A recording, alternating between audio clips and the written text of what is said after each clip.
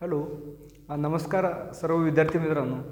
Rotational dynamics या युनिटमधील जे काही आपलं महत्त्वाचं कन्सेप्ट आहे तो म्हणजेच theorem of parallel axis and theorem of perpendicular axis. जवळपास 3 ते 4 मार्क्ससाठी थेरम ऑफ पॅरलल ॲक्सिस किंवा थेरम ऑफ परपेंडिक्युलर ॲक्सिस हे जे काही 2 थेरम आहेत, म्हणजे हे 2 थेरम यांचे 2 स्टेटमेंट कशा पद्धतीने असतील आणि हे 2 थेरम कशा पद्धतीने प्रूव्ह केलेले गेलेले असतील, या 2 थेरमपैकी एक्झाममध्ये कमीत कमी एक तरी थेरम डेफिनेटली राहतोच. ओके, त्यामुळे थेरम ऑफ पॅरलल ॲक्सिस समजण्यासाठी थोडंसं क्लिष्ट आहे असं जर का वाटत असेल, परंतु तसं बिलकुलच नाही. खूप सिम्पल एक्सप्रेशन आहे, ते आपल्याला या ठिकाणी बिलकुल बघायचे. आता जर का जो काही थेरम सांगितलेला आहे म्हणजेच ऑब्वियसली तो थेरम आपल्याला प्रूव्ह करावा लागेल. ओके, आता थेरम प्रूव्ह करावं लागेल म्हणजेच काय, ऑब्वियसली त्या थेरमचं काही ना काही स्टेटमेंट असेल आणि आलेलं जे काही स्टेटमेंट असेल तर त्या आलेल्या स्टेटमेंटला आपल्याला काय करावं लागेल, तर त्या स्टेटमेंटला प्रूव्ह करावं लागेल. ओके, तर थेरम ऑफ पॅरलल ॲक्सिस बघायचं आहे आपल्याला बाळांनो. लक्षात घ्या, या थेरम ऑफ पॅरलल ॲक्सिसचं स्टेटमेंट काय पद्धतीचं असू शकतं. ठीक आहे, तर ही तुम्हाला डायग्राम दिलेली आहे. या डायग्रामच्या माध्यमातून मॅथमॅटिकल एक्सप्रेशन आलेलं आहे बाळांनो. ते म्हणजेच असं, I to the base O equal to I to the base C plus capital M H square. काय एक्सप्रेशन आलेलं आहे, I to the base O equal to I to the base C plus capital M into H square. आता जे काही expression आलेलं आहे तर हे मॅथमॅटिकल एक्सप्रेशन आहे. मग हे मॅथमॅटिकल एक्सप्रेशन आपल्याला या डायग्रामच्या अकॉर्डिंगला सांगितलं गेलेलं आहे. ओके, मग आता बघा, I to the base O हा जोही काही मोमेंट ऑफ इनर्शिया असेल, हा मोमेंट ऑफ इनर्शिया तुम्हाला या ॲक्सिसवर मिळतोय का, ऑब्वियसली मिळतोय. नंतर I to the base C जो काही आहे हा मोमेंट ऑफ इनर्शिया या ॲक्सिसवर मिळेल का, ऑब्वियसली मिळेल. आता मला एक सांगा, हा मोमेंट ऑफ इनर्शिया याच ॲक्सिसवर का मिळाला आणि हा मोमेंट ऑफ इनर्शिया याच ॲक्सिसवर का मिळाला. साधा सरळ या ठिकाणी आपण सांगू शकतो की आय टू द बेस ओ जो काही आहे, आय टू द बेस ओ जो काही आहे तर तो ॲक्सिस हा जो काही ॲक्सिस आहे हा सेंटर ओ मधून पास झाला आणि हा ॲक्सिस सेंटर सी मधून पास झाला.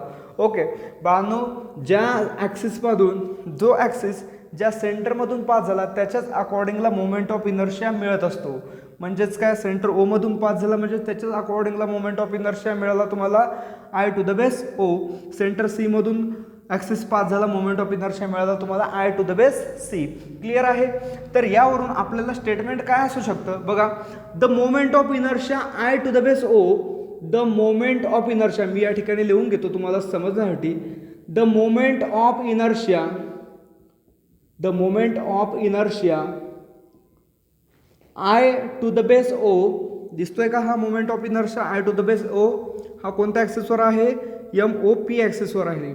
The moment of inertia I to the base O about the axis, about the axis, कोणता ॲक्सिस सांगितलं मी तुम्हाला आत्ता, ॲक्सिस सांगितला तो कोणता ॲक्सिस होता, तो M O P. About the axis is the sum of, is the sum of, या ठिकाणी आपल्याला सम दिसते का, सम म्हणजेच काय, ऑब्वियसली ॲडिशन. कोणत्या 2 गोष्टीची ॲडिशन आहे, I to the base C आणि एम इंटू एचचा स्क्वेअर, याचे काय आहे, ॲडिशन आहे. मग is the sum of moment of inertia, कोणाचा मोमेंट ऑफ इनर्शिया, या ए सी बी या ॲक्सिसचा मोमेंट ऑफ इनर्शिया. मग बाळांनो एक गोष्ट तुम्हाला लक्षात येत असेल, हा जो काही दुसरा ॲक्सिस आहे हा ॲक्सिस पहिल्या ॲक्सिसला पॅरलल आहे का, ऑब्वियसली आहे. आणि हा जोही काही नवीन ॲक्सिस पहिल्या ॲक्सिसला पॅरलल आहे, परंतु हा कोणत्या सेंटरमधून पास झालेला आहे, सेंटर सी मधून पास झालेला आहे. ओके, सो स्टेटमेंट सांगत असताना आपण असं सांगूयात, the moment of inertia I to the base O about the axis is the sum of moment of inertia, is the sum of moment of inertia, लक्षात घ्या, moment of inertia I to the base C, I to the base C of a body, of a object म्हणूयात आपण, of a object about its, बघा about its axis, axis कोण आहे या ठिकाणी, C. Okay, या ठिकाणी ए सी बी हा काय आहे, axis. About its axis which passing through, कुठून पास झालेला आहे तो, सेंटर सी मधून, which passing through which passing through center C, which passing through center C, and आता राहिली next term, and the product of, दोन गोष्टीच्या मध्ये मल्टिप्लिकेशन दिसतं म्हणजे ऑब्विसली आपण या ठिकाणी प्रॉडक्ट सांगू शकतो. अँड द प्रॉडक्ट ऑफ, कोणत्या दोन गोष्टीचं प्रॉडक्ट आहे बाळांनो? मास आणि height. And the product of mass of object, mass of object, जी काही तुम्हाला ऑब्जेक्ट दिलेली असेल, ही जी काही रिजिड बॉडी दिलेली असेल, या रिजिड बॉडीचं काय आहे? मास of object. And the square of, and the square of distance, and the square of distance, कारण या जे काही डिस्टन्स आहे त्या डिस्टन्सचा काय घेतलेला आहे? स्क्वेअर. आणि कोणाच्या दोन बिटवीनचं डिस्टन्स आहे? ऑब्वियसली ॲक्सिस फर्स्ट आणि ॲक्सिस सेकंड याच्यामधील काय आहे? Distance. And the square of distance between two access, between two access. This is the statement of theorem of parallel axis. हे काय? थेरम ऑफ पॅरलल ॲक्सिसचं काय आहे? स्टेटमेंट आहे. साधं सरळ स्टेटमेंट आपल्याला सांगितलं गेलं होतं. The moment of inertia I to the base O about the axis is the sum of moment of inertia I to the base C of a object, okay, about the axis which is passing through center C, which is passing through center C, and the product of, लक्षात घ्या, and the product of mass of a given object, दिलेल्या ऑब्जेक्टचं काय? मास, and the square of distance between two axes. This is your simply statement of theorem of parallel axis. हे काय होतं? Parallel ॲक्सिसचं सिम्पलचं statement होतं. Okay, आता बाळांनो याच्या समोर आपल्याला हा जो काही हे जे काही एक्सप्रेशन आलेलं आहे, एक्सप्रेशन प्रूव्ह करायचं. मग आता ते प्रूव्ह करण्यासाठी आपल्याला काय, किती गोष्टीची माहिती असणं आवश्यक आहे? तर ऑब्वियसली तुम्हाला एक गोष्ट नेहमी जेव्हा तुम्ही प्रूफमध्ये करतात तेव्हा जी काही तुम्ही डायग्राम काढलेली असते त्या डायग्रामचं इन शॉर्ट थोडंफार तरी आपल्याला डिस्क्रिप्शन लिहावं लागतं. ओके, मग आपण डिस्क्रिप्शनमध्ये कसं सांगूयात? Let us consider a body किंवा let us consider a object which is in the form of rotating, which is in the form of rotating, then this body able here they are rotating about their two axes, that is MOP and ACB. Okay, then we can also say that then the axis MOP, which is passing through the center O, and the axis ACB, which is passing through the center C, and both the axes which are lies in the parallel form and separated by a distance small h, अशा पद्धतीने आपण सांगू शकतो. आता बाळांनो मला एक गोष्ट लक्षात सांगा, येथे सांगा क्लिअर, की जोही काही ॲक्सिस आहे तो ॲक्सिस रोटेट होतोय. ओके, मग जो काही ॲक्सिस रोटेट होतोय म्हणजेच काय होतंय बघा, ॲक्सिस ऑफ रोटेशन त्या ठिकाणी घडतं. मग ॲक्सिस ऑफ रोटेशन जर का घडत असेल तर ऑब्वियसली त्याच्या अकॉर्डिंगला मोमेंट ऑफ इनर्शिया मला मिळेल का? तर ऑब्वियसली हा जर का ॲक्सिस ऑफ रोटेशन दाखवत असणार तर 101% आपल्याला त्याचा मोमेंट ऑफ इनर्शिया मिळताना त्या ठिकाणी दिसतोय. म्हणजे या ठिकाणी सुद्धा आहे आणि या ठिकाणी सुद्धा आपल्याला मोमेंट ऑफ इनर्शिया मिळताना दिसतोय. सो मोमेंट ऑफ इनर्शिया लक्षात घ्या. आता आपलं प्रूफची स्टेप बाय स्टेप आपण जातोय. So moment of inertia about the axis MOPB, म्हणजे ॲक्सिस तुमचं MOP आहे तर या MOP ॲक्सिसवर मोमेंट ऑफ इनर्शिया काय आहे? तर obviously I to the base O आहे. काय आहे? I to the base O. Okay, in simply मला सांगा, मोमेंट ऑफ इनर्शिया काढण्यासाठी आपल्याला कोणत्या दोन गोष्टीची गरज आहे? ऑब्वियसली ती जी काही रिजिड बॉडी आहे त्या रिजिड बॉडीचं काय मास माहीत असणे फार आवश्यक आहे. आणि त्याच्यानंतर त्या रिजिड बॉडीच्या माध्यमातून जे काही रेडियस आहे, ओके, जे काही तुम्ही दोन ॲक्सेस घेतलेले आहात आणि जो काही तुम्ही मास एलिमेंट घेणार आहात, okay, means centre of the axis and mass element याच्या बिटवीनमधील जे काही डिस्टन्स असतं त्याला आपण रेडियस म्हणत असतो. लक्षात घ्या, हा जोही काही तुमचा फर्स्ट ॲक्सिस तुम्हाला दिसतोय MOP, तर या सेंटर O पासून तर या पॉईंट D पर्यंत, म्हणजेच काय, हा जोही काही पॉईंट D आहे या पॉईंट D वर काय घेतलेला आहे आपण? मास एलिमेंट घेतलेला आहे. ओके, मग पॉईंट D वर जर का तुम्ही मास एलिमेंट घेताय तर मास एलिमेंट पासून आणि सेंटरपासून याच्या बिटवीनला जे काही डिस्टन्स असेल तर ती रेडियस झाली या पूर्णतः ॲक्सिसच्या अलॉंगची. ठीक आहे. नंतर हा जो काही तुमचा दुसरा ॲक्सिस दिसतोय या दुसऱ्या ॲक्सिसचं सेंटर आहे सी आणि या सेंटर सी पासून मास एलिमेंट मधील जेवढं काही डिस्टन्स आहे तर त्याला तुम्ही म्हणता रेडियस स्मॉल आर. ओके, म्हणजे ही काय मिळते तुम्हाला रेडियस मिळते. म्हणजेच काय साधं सरळ इन शॉर्ट जर का मला मोमेंट ऑफ इनर्शिया काढायचा असेल तर मोमेंट ऑफ इनर्शिया जर का काढायचं असेल तर मला मास इंटू रेडियसचा स्क्वेअर असणे फार आवश्यक आहे. आणि रेडियस ही केव्हा मिळत असते जेव्हा तुम्हाला एखाद्या डायग्रामॅटिक केसमध्ये तुम्हाला तुमचा मास एलिमेंट नोट केलेला असतो. ओके, ॲट दॅट सिच्युएशन मी हा जो काही पॉईंट डी आहे हा पॉईंट डी काय कशाने नोट केलेला आहे मास एलिमेंट म्हणून नोट केलेला आहे. ओके, आणि हा मास एलिमेंट आणि या सेंटर ओ मधील एवढं झाली ही रेडियस. कोणाची रेडियस झाली बाळांनो या पूर्णतः ॲक्सिसच्या अलॉंगला मिळणारी रेडियस आहे. म्हणजेच काय बघा हा जोही काही ॲक्सिस आहे हा ॲक्सिस काय दाखवणार कम्प्लिटली रोटेशन दाखवणार आणि कम्प्लिटली रोटेशन दाखवत असताना एवढी centre O to point D एवढी काय असणार त्याची रेडियस असणार. क्लिअर आहे. ओके, त्याच्या समोर आता आपण बघूयात the axis M O P gives moment of inertia I to the base O which is find out by taking integration integration नंतर mass into radius square. Okay, but at that situation मी हा जो काही point घेतलेला आहे हा point D जो काही मी सांगितलेला आहे बाळांनो या पॉईंट डी वर कोण बसवलेला आहे I situate a mass element on point D. Okay, point D वर मग बी कोण सिच्युएट केलेला आहे मास एलिमेंट. म्हणजेच काय झालं D M be the mass element at that situation at that case. Okay, so mass element काय असणार आहे डी एम मल्टिप्लाय नंतर रेडियस आहे स्मॉल आर. परंतु याच ठिकाणी मी स्मॉल आर घेऊ शकत नाही मला डिस्टन्स पाहिजे ओ डी. तर मी या डी ओ स्क्वेअर असं म्हटलं तर चालेल का ऑब्वियसली चालेल. D O square with the radius mass into radius square म्हणजेच काय moment of inertia along the axis M O P.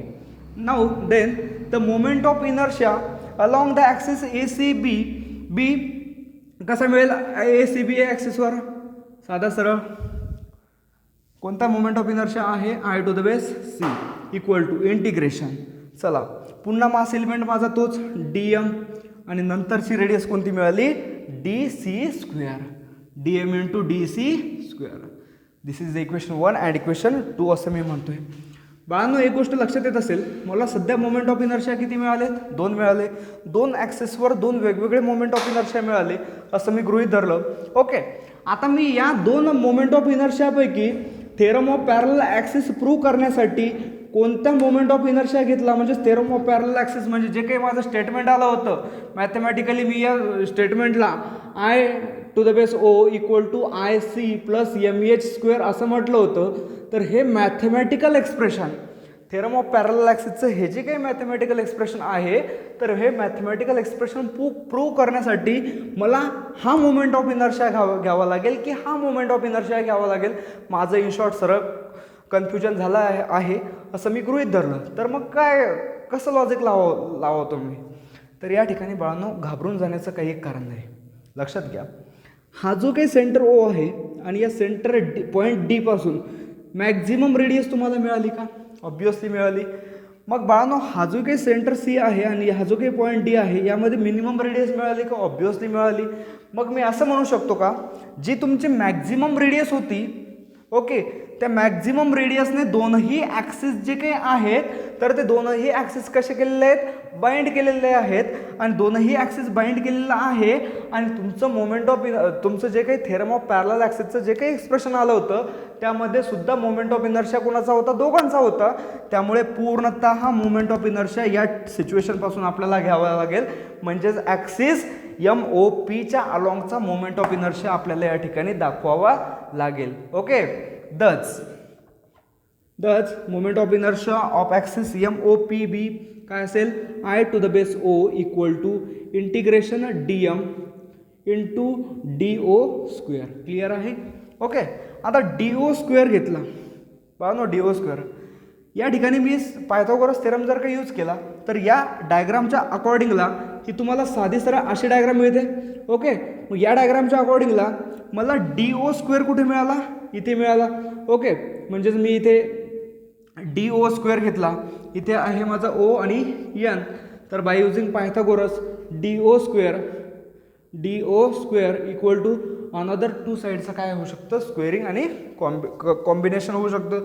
तर कसं होईल, O N square plus N D square असं सुद्धा होऊ शकतं. म्हणजे मी या डी ओ स्क्वेअरच्या ऐवजी O N square plus N D square सुद्धा लिहू शकतो. ठीक आहे, मग लक्षात घ्या, या डी ओ स्क्वेअरच्या ऐवजी मला थोडं वेगळी टर्म लिहायची असेल तर कसं लिहिणार मी, I to the base O equal to integration D M माझा जसेचा तसा. ठीक आहे, नंतर डी ओ स्क्वेअरच्या ऐवजी D N square plus N O square लिहिलं तर काही अडचण येईल का, नाही येणार. ओके, लिहू शकतो मी, ऑब्वियसली लिहू शकतो, D N square plus N O square. ठीक आहे, क्लिअर, काहीच अडचण नसायला पाहिजे. आता मी integration D N square plus N O स्क्वेअरला दोनही ठिकाणी मी आतमध्ये मल्टिप्लाय करू शकतो का, करू शकतो. ओके, परंतु एक गोष्ट मला अजून या ठिकाणी क्लिअर होते, ती म्हणजेच एन ओ स्क्वेअर जो काही सांगितला होता तुमचा. ओके, हा जो काही एन ओ आहे, हा एन ओ पुन्हा दोन पार्टमध्ये स्प्लिट झालेला आहे, तो म्हणजेच एन सी आणि सी ओ मध्ये. So but N O equal to N C plus C O. ठीक आहे, ओके, मग या ठिकाणी कोण आहे, एन ओचा स्क्वेअर. सो मी जर का या एन ओचा स्क्वेअर घेतला तर ऑब्वियसली या टर्मचा सुद्धा काय होईल, स्क्वेअर होईल. म्हणजेच एन सी प्लस सी ओचा स्क्वेअर या ठिकाणी करावं लागेल. म्हणजे मी एन ओ स्क्वेअरच्या ऐवजी ही व्हॅल्यू सुद्धा या ठिकाणी काय करू शकतो, पुट करू शकतो. ठीक आहे, बघा, therefore I O equal to integration D M माझं जसंच्या तसं, आतमध्ये ब्रॅकेटमध्ये डी एन स्क्वेअर सुद्धा जसंच्या तसं. ओके, प्लस एन ओ स्क्वेअरच्या ऐवजी मी एन सी प्लस सी ओचा स्क्वेअर लिहितोय एन सी प्लस सी ओचा होल स्क्वेअर, ब्रॅकेट कम्प्लीट. ठीक आहे, ओके, या ठिकाणी बाळांनो मला ए प्लस बीचा स्क्वेअर दिसतोय. म्हणजेच काय, ए प्लस बी स्क्वेअरचा जर का मी फॉर्म्युला लावला तर फॉर्म्युला माझा असा तयार होईल, A square plus twice A B plus B square. मग तो फॉर्म्युला कसा तयार होईल बाळांनो, बघा, N C square plus twice N C C O plus C O square. Okay, therefore I O equal to integration D N square plus चला N C square plus twice N C into C O plus C O square plus C O या ठिकाणी याचा square घेतोय.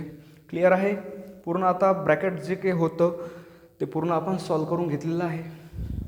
मग integration D M ही जी काही term आहे, ही term पूर्णतः या टर्मला किंवा या टर्मला आपण प्रत्येक ठिकाणी मल्टिप्लाय करू शकतो का, करू शकतो, ऑब्वियसली करू शकतो. परंतु बाळांनो एक गोष्ट मला दिसते, लक्षात घ्या, D N square plus N C square दोन टर्म आलेले आहेत. ओके, बघा, D N square plus N C square, मी परत एकदा पायथागोरस थेरमच्या माध्यमातून मला हा शॉर्ट ट्रायंगल मिळतोय. म्हणजेच काय, शॉर्ट ट्रायंगल कोणतं मिळालं लक्षात घ्या. बघा, या ठिकाणी डी एन स्क्वेअर आहे. ओके, साधं सरळ मी याला डी एन म्हणतोय. ओके, नंतर हा सेंटर आहे सी. तर बाळांनो या टर्मचा जर का स्क्वेअर झाला, डी एन स्क्वेअर जर का ही टर्म पूर्ण जी काही घेतली होती याचा जर का मी स्क्वेअर घेतला तर ऑब्वियसली या टर्मचा स्क्वेअर आणि या टर्मचा स्क्वेअर याचं मी कॉम्बिनेशन करून लिहू शकतो. म्हणजेच काय, N C square plus C D square मग आता बघा, डी एन स्क्वेअर, लक्षात घ्या, D N square plus N C square याला मी डी सी स्क्वेअर म्हणू शकतो का, ऑब्वियसली म्हणू शकतो. कारण मी काय केलं, एक साईड जी काही आहे एका बाजूचा मी स्क्वेअर घेतला तर त्याला इक्वलला अनदर टू साईड्स मला मिळतील. म्हणजेच काय, डी सी स्क्वेअर जर का मी ही टर्म घेतली तर C N square plus T N square या दोन टर्म ऑब्वियसली मला त्या ठिकाणी मिळतील. म्हणजेच काय, डी सी स्क्वेअर, बघा, D C square equal to D N square plus N C square. म्हणजेच काय, एवढ्या टर्मला मी डी सी स्क्वेअर लिहू शकतो. तर D N square plus C N C स्क्वेअरच्या ऐवजी मी डी सी स्क्वेअरसुद्धा त्या ठिकाणी लिहू शकतो. त्यामुळे मी या ठिकाणी डी सी स्क्वेअर लिहिणार. Therefore I O equal to integration D M. आतमध्ये सिम्पलशी टर्म माझी वर आली ती म्हणजेच कोणती, D N square, sorry D C square, I think D C square. Okay, D C square plus twice N C into C O plus C ओचा whole square. Clear आहे. ओके, टर्म या ठिकाणी आपल्या क्लिअर होत आहेत सर्व. Okay, in the front आपण असं लिहूयात. हे खोडतोय मी आता, तुम्हाला समजलं असेल.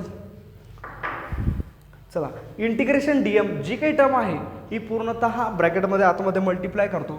एक्सप्रेशन मिळेल बाळांनो मला, I O equal to integration D M into D C square, integration D M into D C square. Clear आहे. प्लस टॉईस, टू ही टर्म मी जर का बाहेर काढली कारण ती कॉन्स्टंट टर्म आहे. ओके, टू बाहेर काढला. Integration N C C O into D M, two ही टर्म जर का बाहेर काढली तर integration N C into C O into D M असा टर्म मिळणार. Plus integration C O square into किंवा plus integration D M into C O square, D M into C O square. Clear आहे. ही सुद्धा term या ठिकाणी clear झाली. बाळांनो, एक गोष्ट लक्षात येत असेल, आलेल्या एक्सप्रेशनवरून मला एक असे सिम्पलशी टर्म दिसते, ते म्हणजेच काय, इंटिग्रेशन घेतलेलं आहे मास अँड रेडियसच्या स्क्वेअरचा. म्हणजेच काय, जेव्हा केव्हा मला मोमेंट ऑफ इनर्शिया काढायचा होता तर तेव्हा मोमेंट ऑफ इनर्शिया इंटिग्रेशन घेणार मास आणि रेडियसच्या स्क्वेअरचा. तर ती टर्म मला या प्रत्येक ठिकाणी मिळताना त्या ठिकाणी दिसत आहे. ओके, म्हणजेच काय, integration mass and into radius square दिसतोय. म्हणजेच काय, मोमेंट ऑफ इनर्शिया मला त्या ठिकाणी मिळतोय. ओके, ज्या सेंटरच्या अलॉंगला मला ज्या सेंटरच्या अलॉंगला रेडियस मिळते तर ऑब्व्हियसली त्या सेंटरच्या अलॉंगचा मोमेंट ऑफ इनर्शिया असेल. ओके, लक्षात घ्या, डी सी स्क्वेअर ही जी काही रेडियस आहे तर या ठिकाणी डी सी स्क्वेअर एवढी रेडियस मिळते. म्हणजेच मोमेंट ऑफ इनर्शिया काय असेल, I to the base C असेल. कळतंय का. ओके, म्हणजे हा एवढी जी काही टर्म आहे या एवढ्या टर्मला मी मोमेंट ऑफ इनर्शिया काय लिहू शकतो, I to the base C लिहू शकतो. Okay, but integration D M into D C square आणि हा मोमेंट ऑफ इनर्शिया काय आहे, I to the base C. Okay, नंतर या ठिकाणी सी ओ हा जो काही डिस्टन्स आहे, सी ओ हे जे काही डिस्टन्स आहे हे किती आहे, distance between the two axes. तर सी ओ हे डिस्टन्स आहे, याचे एवढे डिस्टन्स आहे. त्यानंतर we know that integration multiply derivative, म्हणजे इंटिग्रेशन आणि डेरिव्हेटिव्ह ही जर का टर्म असेल तर ह्या टर्म ऑलरेडी कशा होतात, कॅन्सल होतात.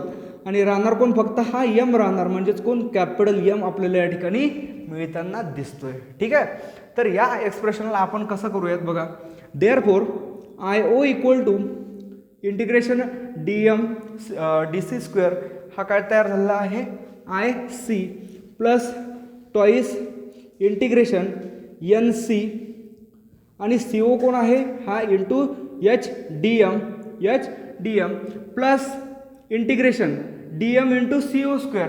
आता सी ओ स्क्वेअर कोण होता, लक्षात घ्या, H square. C O square कोण आहे, H square. So C O स्क्वेअरला मी एच स्क्वेअर म्हटलं. इंटिग्रेशन डी एम, तर इंटिग्रेशन डी एमला मी काय लिहू शकतो या ठिकाणी, कॅपिटल यम लिहू शकतो. म्हणजेच काय मिळेल मला, एच स्क्वेअर इंटू यम मिळणार. क्लिअर आहे. ओके, इंटिग्रेशन यम कॅन्सल झाला, ओनली यम राहिला. म्हणजेच काय मी करणार, याला कॅपिटल यम लिहिणार. ठीक आहे. Okay, therefore I O equal to, साधं सारं एक्सप्रेशन मला मिळालं, I C plus 2 integration N C into D M into H plus H square into M. बाळांनो, एक गोष्ट लक्षात येत असेल, आपल्याला एक्सप्रेशनमध्ये काय मिळालं होतं, I O equal to I C plus M H square. आता तुम्ही तर म्हणत असणार की सर हे जे काही एक्सप्रेशन आहे हे ऑलरेडी आलेलं आहे, परंतु शिल्लकची टर्म कोणती वाटते आपल्याला, ही टर्म वाटते. म्हणजे ही जी काही टर्म आहे तर ही टर्म ऑब्वियसली किती होणार 0 होणार. म्हणजे आपल्याला मॅथेमॅटिकल फॉर्म जो काही आहे पॅरलल ॲक्सिसचा तर तो डेफिनेटली मिळून जाईल. मग ही टर्म 0 कशी होती मी तुम्हाला सांगतो. ओके, लक्षात घ्या या ठिकाणी एन सी हा पॉईंट आलेला आहे. ओके, एन सी कोण आहे पॉईंट. आता या डायग्रामच्या नुसार एन हा पॉईंट दिसतोय का तुम्हाला. हा एन पॉईंट या सेंटरपासून मूव्ह झालेला आहे का हो. ऑब्वियसली मूव्ह झालेला आहे. लक्षात घ्या point N which moves from centre C at some distance म्हणजेच काय हा सेंटर सीने कोण सेंटर सीवर जोही काही राहत होता तर सेंटर सीवर कोण राहत होता पूर्ण त्या ऑब्जेक्टचं मास राहत होतं आणि त्या ऑब्जेक्टचं मास काही प्रमाणात एन या पॉईंटवर काय झालेलं आहे डिस्ट्रीब्यूट झालेलं आहे. मग या पॉईंट एनवर जर का मास डिस्ट्रीब्यूट झालं तर या सेंटरने पूर्णतः ऑब्जेक्टमध्ये पूर्णतः रिजिड बॉडीमध्ये त्या ऑब्जेक्टचं वेट आहे तर ते काय केलेलं आहे डिस्ट्रीब्यूट केलेलं आहे. Okay, so by definition of centre of मासच्या डेफिनेशनवरून आपल्याला काय मिळतं the distribution of all the masses is 0.